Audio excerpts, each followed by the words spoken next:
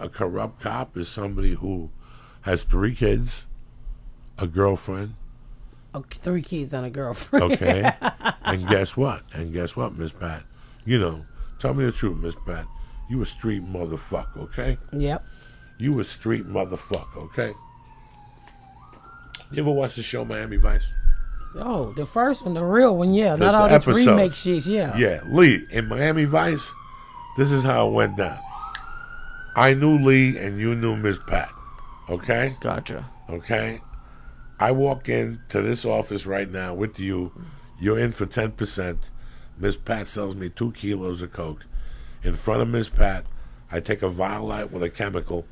I take a little bit of coke and I shake it. To make sure it's real. To make sure it's real. And if it comes up purple, I give Miss Pat the money and we shake hands. Let me tell you something. That shit only happens in the movie. If Miss Pat is Miss Pat's going to want that motherfucker to open up that kilo and do 3 lines of coke. Or maybe do a 4th and drink half that bottle of tequila. She wants to know what this motherfucker's about before she moves in on giving him 2 fucking kilos, okay? That only happens in fairy tale land. So these cops become addicted to drugs. Yeah. A lot of people don't know that shit, Lee. So let's say I'm going after Lee Syatt. Lee Syatt's a fucking big-time coke dealer. I get in with Lee Syatt. If Lee Syatt goes to a club and what do I tell Lee Syatt? I don't do blow? You're not going to trust me, Lee Syatt. Mm-hmm. Yeah. So I got to snort coke. So after you get arrested, they put me in a rehab. I clean up. They withdraw the trial, the witnesses for 45 days. They get all the drugs out of my system. They shave me. They change my hair color. They put a suit on me. And they make me go in there with a police uniform on. How's that one for you? Holy shit. And there you have it, my friend.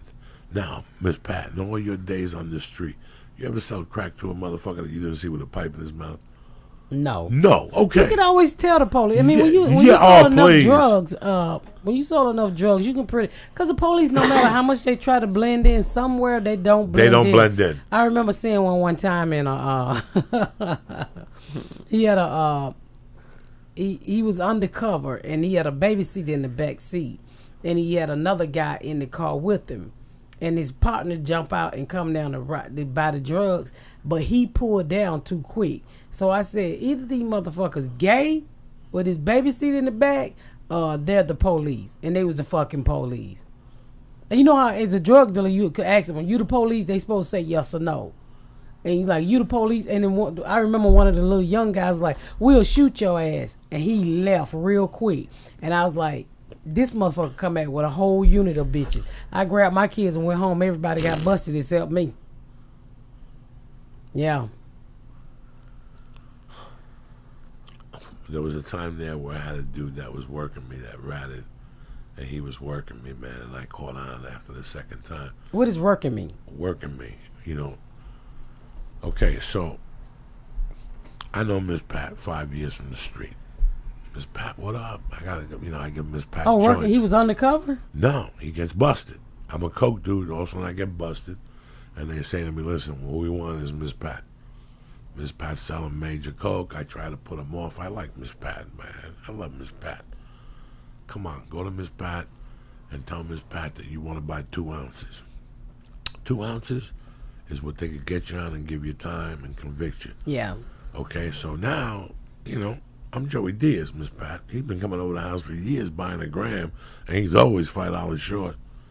Now this motherfucker wants 2 ounces cash with fresh $50 bills. Nigga, please. Thank you for saying it.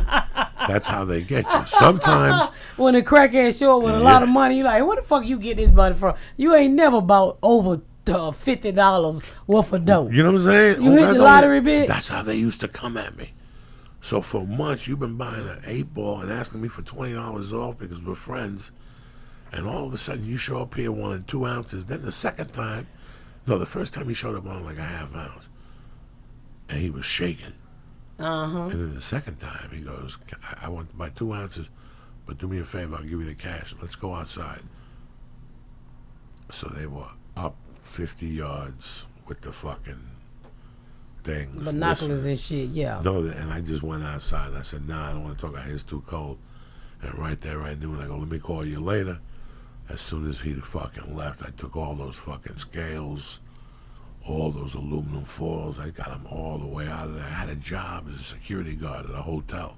And they gave me you a security guard at 2 hotels, dog, in 1984. And you a drug dealer?